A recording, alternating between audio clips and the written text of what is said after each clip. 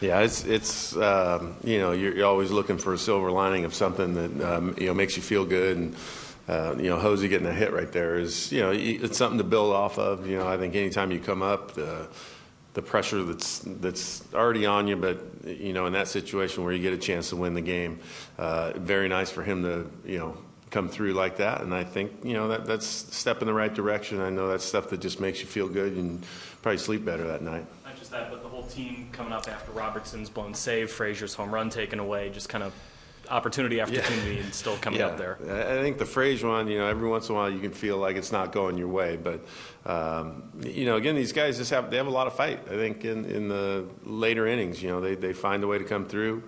If you want to kind of put us on, I think that's another thing that happens with this group is they're willing to take a walk, they're willing to work in a bat.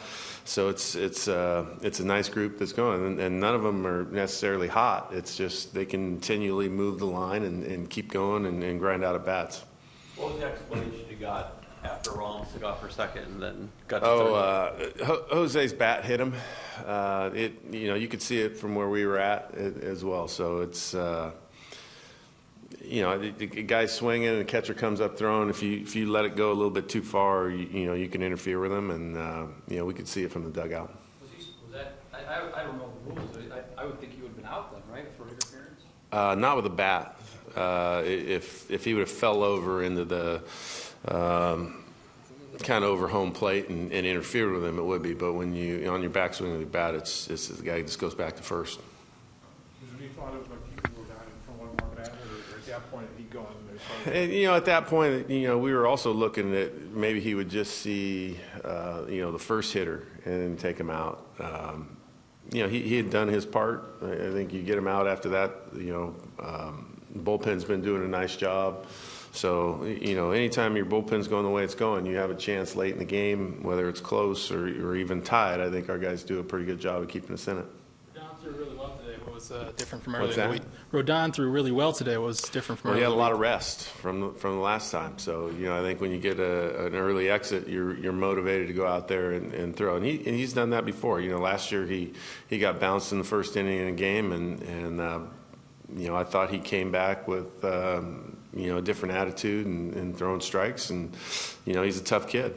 Rob, how often have you seen 5 infielders? Have you ever employed it? It seemed kind of rare. We haven't done it, but we've seen it throughout the league. You're going to have the right combination guy. I think Desmond, being a former infielder, makes it a little bit easier to try and do that.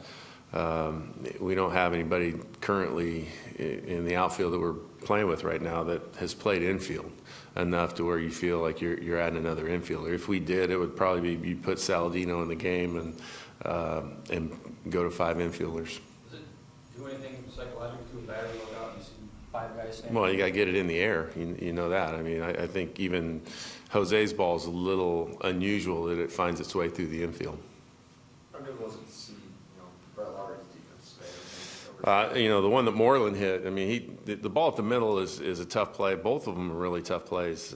He caught the one up the middle and wasn't able to really turn to flip it, so a little impromptu behind the back. But, the one Moreland hit, I think with the shadows and everything else, it saves the game for us.